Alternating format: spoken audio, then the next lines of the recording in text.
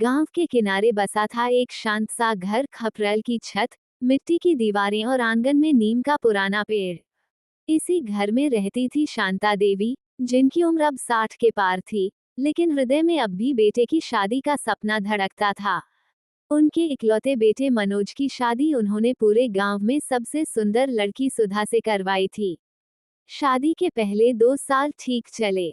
सुधा चुपचाप घर के काम करती, शांता देवी के पैर दबाती और मनोज को प्रेम से रोटियां परोसती। लेकिन जैसे जैसे समय बीतता गया, सुधा को लगने लगा कि उसकी जिंदगी सिर्फ रसोई और सास की सेवा तक सिमट कर रह गई है।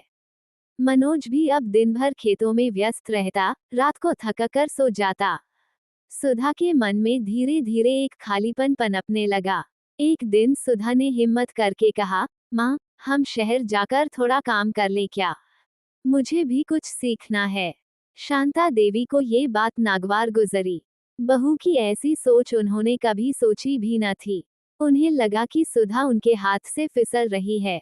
उन्होंने ये तय कर लिया, अब इस घर में एक और औरत लानी होगी, जो सुधा की जगह ले सके। सौतन का आगमन। 3 महीने बाद गांव में खबर फैल गई, शांता देवी अपने बेटे की दूसरी शादी करने जा रही हैं। गांव वाले हैरान थे। अरे बहू तो ठीक ठाक है, फिर ये नई शादी क्यों?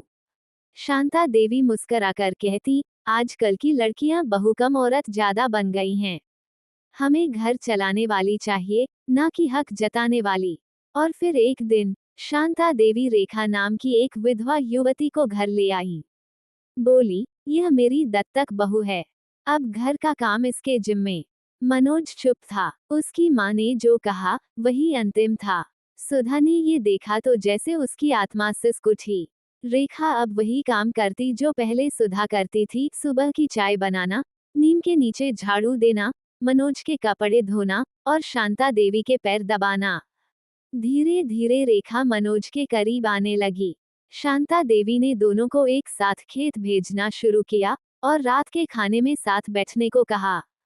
सुधा ने देखा कि उसका पति अब किसी और की बातों पर मुस्कुराने लगा है, उसकी आंखों में अब किसी और की छवि है। एक रात सुधा ने हिम्मत की और मनोज से पूछ ही लिया, क्या अब मेरा कोई मोल नहीं इस घर में? मनोज चुप रहा, फिर धीमे से बोला, मैंने कभी दूसरी शादी नहीं चाही, सुधा। माँ ने जो सोचा वही कर दिया। मैं मजबूर था। सुधा ने कहा, मजबूरियां तो शरीर की होती हैं, मन की नहीं। और तुम्हारा मन अब मेरे पास नहीं है। विद्रोह की शुरुआत। सुधा अब पहले जैसी नहीं रही। उसने आंगन में तुलसी के पास बैठकर रोना छोड़ दिया। उसने अपने पल्लू की गांठ कस ली और अपने भीतर की ताकत को पहचानना शुरू किया। वो रेखा से टकराने लगी, लेकिन गालियों या हाथ से नहीं, अपने काम से।